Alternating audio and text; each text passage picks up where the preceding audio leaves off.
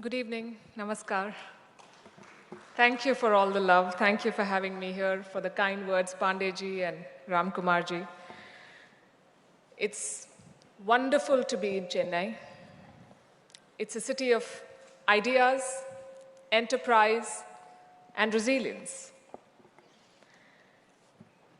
I would say this city is a reminder that India does not have to choose between heritage and modernity,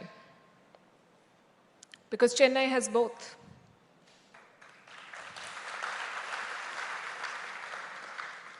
Bharatnatyam and biosciences, filter coffee and fintech. So when we talk about New India, it feels just right to begin here. It's a big, bold subject that we are taking up today.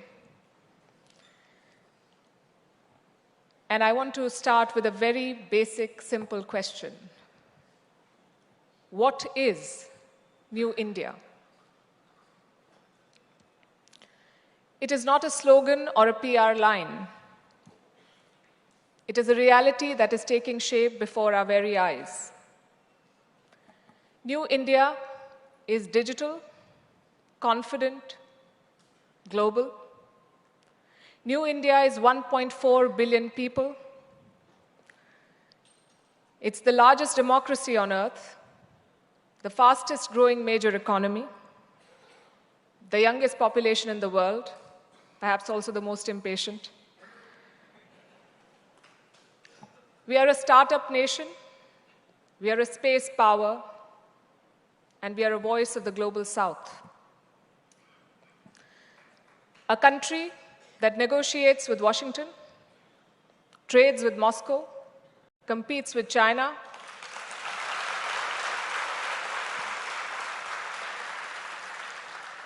builds with Tokyo, and still finds time to send mangoes to West Asia.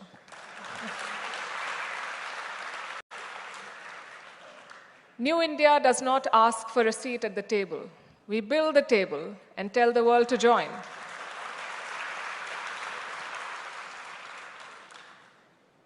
And whatever I've said so far is not rhetoric. It is our reality which is reflected in our numbers.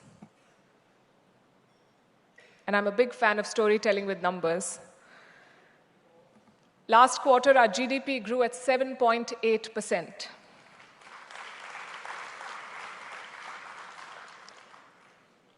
And this happened at a time when the US is staring at a slowdown. You must have seen the latest Fitch report.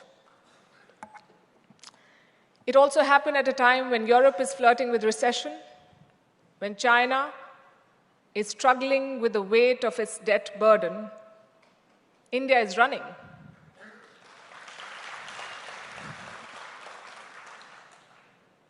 Last month, UPI crossed 20 billion transactions, total value more than 24 lakh crore rupees. It's a world record, and we are far from done. India is the world's fourth largest economy, on course to becoming the third largest by 2027, behind just US and China, ahead of Germany and Japan. And our story, ladies and gentlemen, is not just about size. It is about scale, scope, and speed. Our digital economy is exploding. Our space mission is landing near the south pole of the moon. Our startups are valued in billions. We have more than 100 unicorns now in our country. Our diaspora remittances crossed $135 billion last year, the highest in the world. This is New India. A country once written off as a basket case is today called a bright spot in the global economy.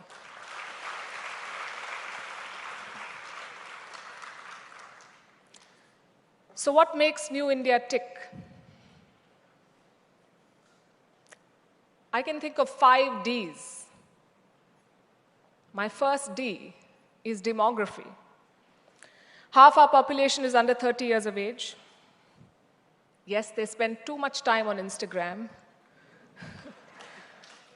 And they also want a promotion in the first month in office. But they're ambitious. They're unafraid. They're entrepreneurial.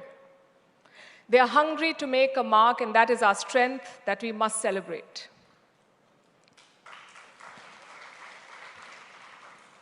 My second D is democracy. In a world that is drifting towards authoritarianism, India stands out. We are very chaotic. We argue, we disagree, we protest, we vote. But we move on. We've always had a peaceful transition of power. And sometimes it feels like democracy is slowing us down. But we must remember that democracy is also what saves us. It is what makes us who we are, a noisy, chaotic family of 1.4 billion people. The third D on my list is diversity. 22 official languages, hundreds of dialects, and every religion under the sun. India is not a melting pot. We are a very big thali, where every dish retains its unique taste, and together it makes a meal.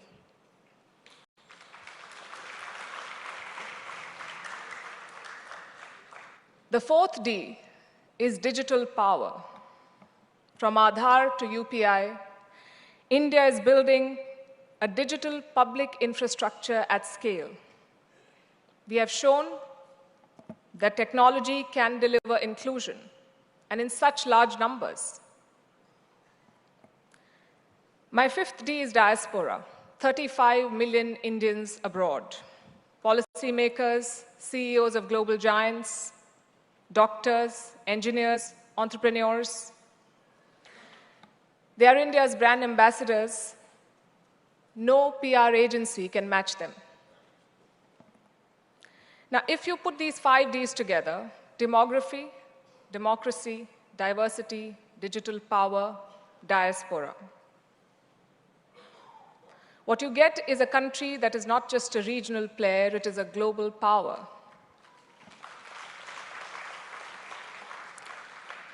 Not just a market, but a shaper of rules. Not just a voice, but an agenda setter.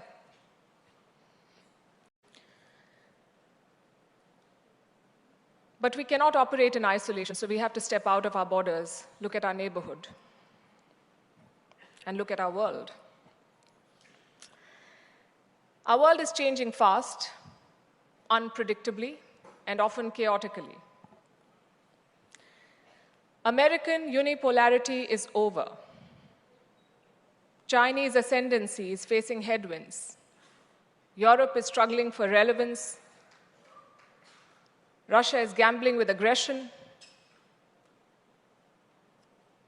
West Asia remains a powder keg.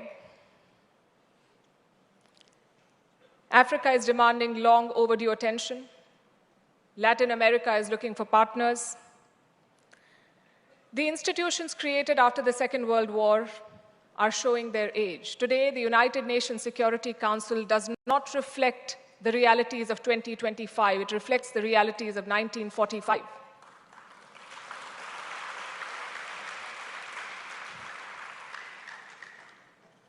The World Trade Organization is struggling to function. The IMF and the World Bank face questions of legitimacy. Technology is redrawing power maps faster than diplomats can update their talking points. Artificial intelligence, quantum computing, biotechnology, these are not buzzwords. These are the new currencies of global influence. Climate change, it does not respect national borders. It does not respect protocol. It creates new vulnerabilities, new conflicts, new migration patterns. And everywhere, Nationalism is resurgent, not always in the best way. The promise of borderless globalization has given way to strategic patriotism. This is not a stable world order. This is a world in transition, where rules are being rewritten, power is being redistributed, and alliances are being reconsidered. And for decades, India was a recipient of these changes. We adapted to what the world decided and did. But today we have the opportunity. And why just opportunity? I would say today we have the responsibility to shape our world ourselves. So the question is, how do we do that? We do it with a domestic policy that does justice to our talent and our aspirations, and a foreign policy that is bold, agile, and unapologetic.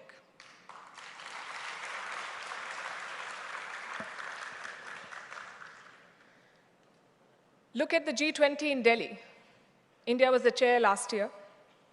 We put the global south at the center of the conversation. Look at BRICS. Look at the Quad. Look at the SCO. India is part of all these clubs,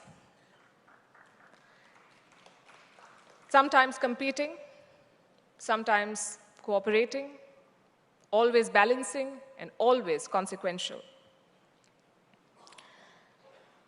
And this is New India's foreign policy. It is not non-alignment. It is multi-alignment.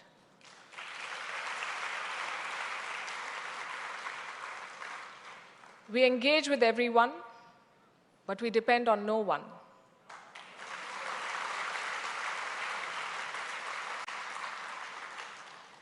And our biggest commitment is to our national interest.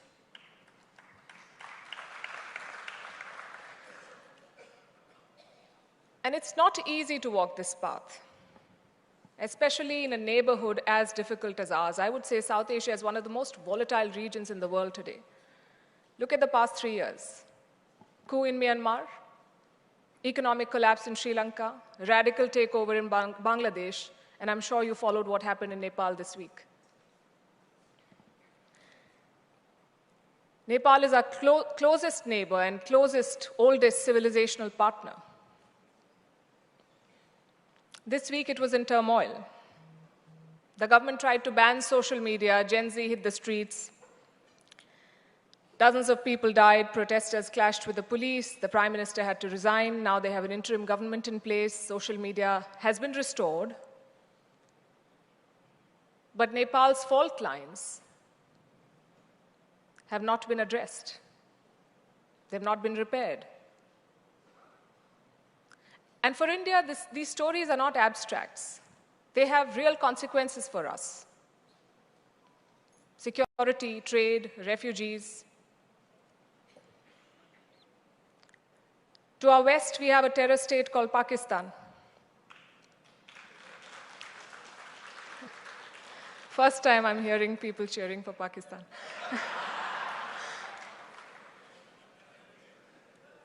We have Afghanistan that is ruled by the Taliban.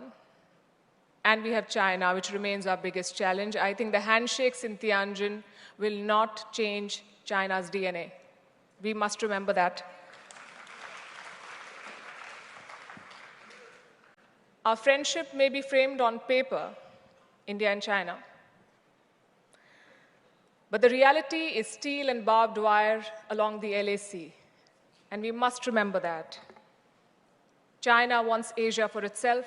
India says there's room for all of us to grow. And that contest will define this century. And what makes life even more complicated is the uncertainty around us.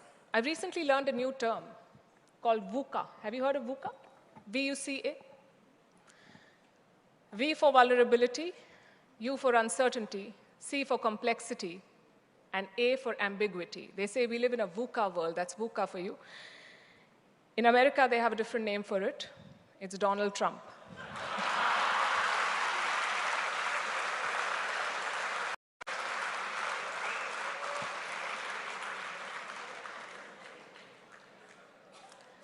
His tariffs have single-handedly destabilized the world.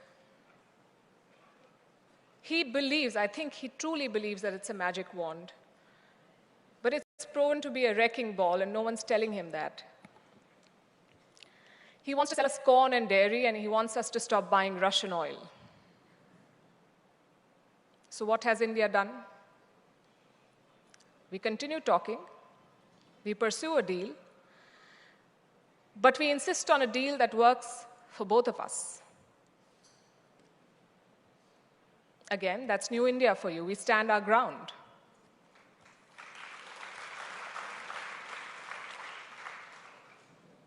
But the larger point I'm making is this, that our world is messy and our neighborhood is chaotic. And it is in this setting that India must maintain its momentum. Plus, we have our own challenges, challenges that we cannot afford to ignore. I will not sugarcoat reality for you. I'm sure you did not call me here to offer comfortable platitudes. It's important that we do an honest assessment. If we are to grow, we must understand our strengths and our limitations with unflinching clarity. Because opportunity does not automatically translate into achievement. And potential does not guarantee performance. We have to work towards it as one country. So I have a list of challenges too. I think our biggest challenge today is jobs. We have millions of people entering their most productive years, millions of people entering the workforce or the job market every year. We talked about demographics, and we like to think of that as a dividend. But it can also be a disaster. It depends entirely on what we do with our human potential. Our growth is strong, that is undeniable. But manufacturing jobs are not, and services cannot absorb everyone. There's been an aggressive push to make in India. It has delivered on a lot of counts. But as things stand, even today, we still risk skipping the industrial phase that creates mass employment. And this is linked to our second challenge, which is human capital. You mentioned Sundar Pichai. I did not understand Tamil, but I got that. So at the top, we have created Sundar Pichais and Satya Nadellas. But at the bottom, we've also left millions behind. The education gaps, the health gaps, the skill gaps, they're all real and they must be addressed urgently. Our third challenge is institutions. Do you know how many pending court cases we have in our country? 50 million. 50 million. Our justice system is clogged. In a digital world, our bureaucracy is still moving at analog speed. And I don't want to take away from the efforts that have been made to boost efficiency. We have made leaps. And yet, we have regulations that create roadblocks rather than roads. The fourth challenge is social cohesion. Our diversity is a strength only if it is maintained and managed well. But it's a vulnerability if it is exploited by vested interests. Polarization, inequality, gender gaps, these are not social issues. These are strategic limitations on our national power. The fifth is environment. It is a challenge. It's a story that repeats every year. Delhi chokes. We are bracing for that season to come. Chennai floods. Farmers face droughts. Again, these are present constraints on our development. And the sixth, and my favorite topic, unfortunately, is global perception. Old stereotypes still haunt us. We may have reached the moon, but the world is still talking about snake charmers, call centers, poverty porn. The world often sees us through someone else's lens. And that narrative must change, and no one else is going to do it for us. We have to do it for ourselves. We have to take charge of our story.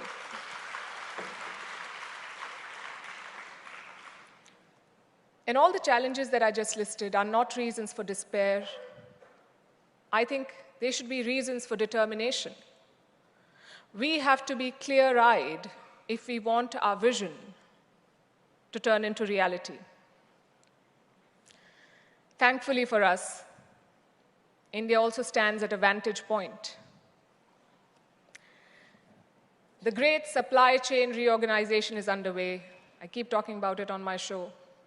The pandemic and the politics that followed has taught the world the risks of overdependence on China, so companies are looking for other markets, they're relocating, and India offers a compelling alternative. I think the best example is Apple. Apple is making iPhones in India, and this is not just an investment story. When one of the world's most valuable companies invests in India, builds in India, commits to India, then it's a message to the whole world.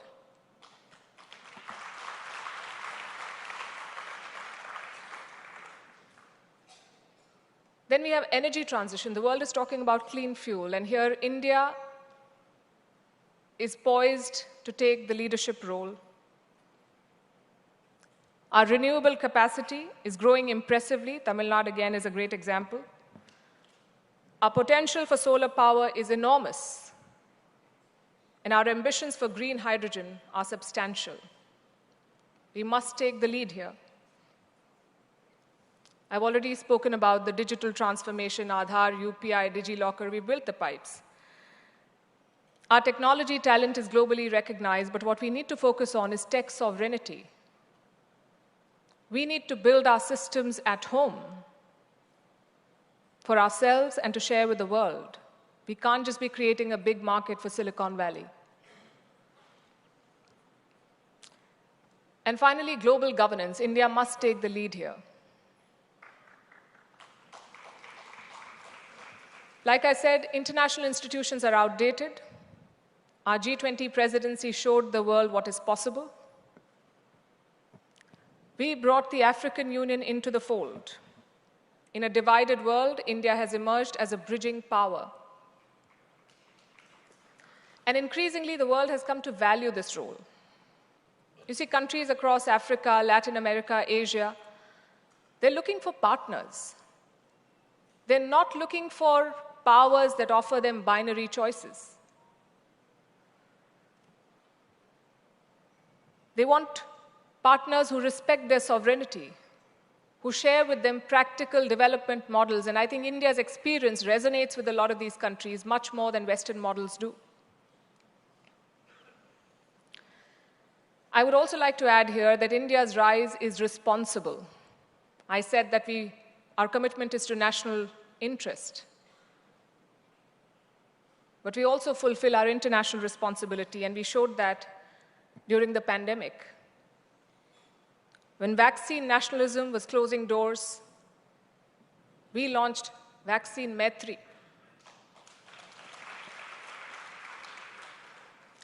India sent vaccine doses and medical supplies to more than 100 countries because our strategy was solidarity. On climate, we co-founded the International Solar Alliance. More than 100 countries are part of it. Again, this puts the Global South at the heart of the energy transition. And then, of course, our digital public goods. Countries are increasingly learning from them and adopting them. So we don't just speak for the Global South, we also build for it. And a big part of what we're building is strength, including military strength.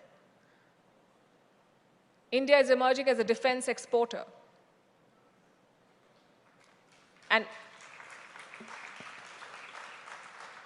We are offering the world systems which are affordable and reliable. And we showed what they're capable of in Operation Sindoor.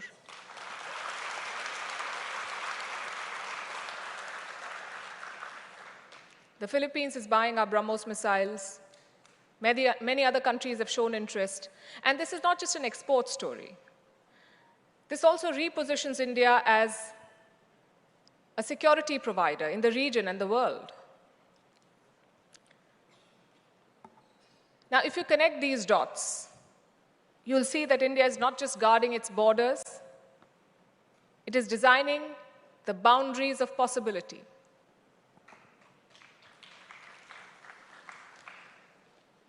And to make the most of it, we have to address one more question. What does the world want from India, and what do we want from the world? Partners want India's market, India's talent, and India's credibility. They also want India's voice.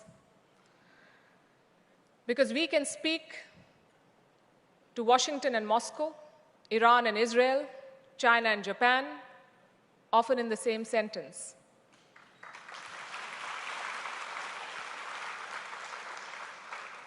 Without India, there is no credible climate pathway. There is no Indo-Pacific balance. There is no resilient supply chain story. The world needs India very much. And what do we want in return? We want respect for our choices. We want room for our growth. We want fair rules for tech, trade, and climate. Not lectures, but latitude. Not vetoes, but partnership. So New India must define the red lines and set expectations.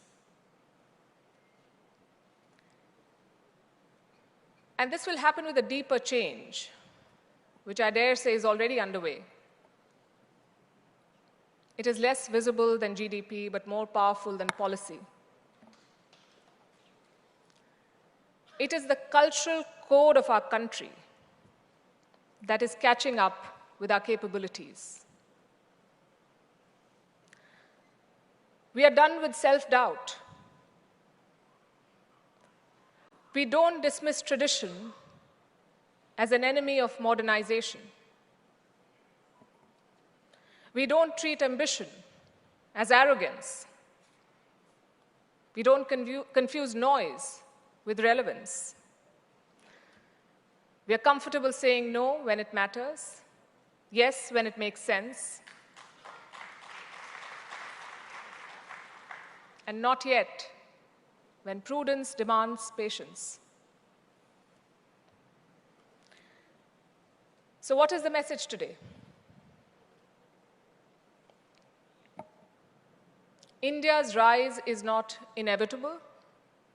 India's rise is intentional. This new India that we all dream of, that we talk about, must be built brick by brick, bite by bite. It will take ambition. It will also take patience,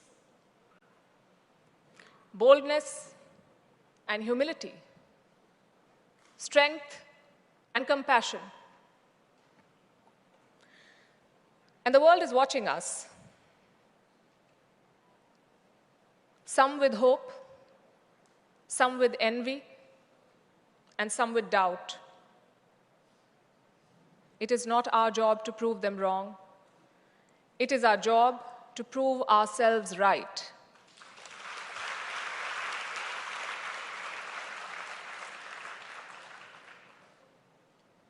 Think of ourselves as a national project, imperfect, impatient, incomplete, but unstoppable.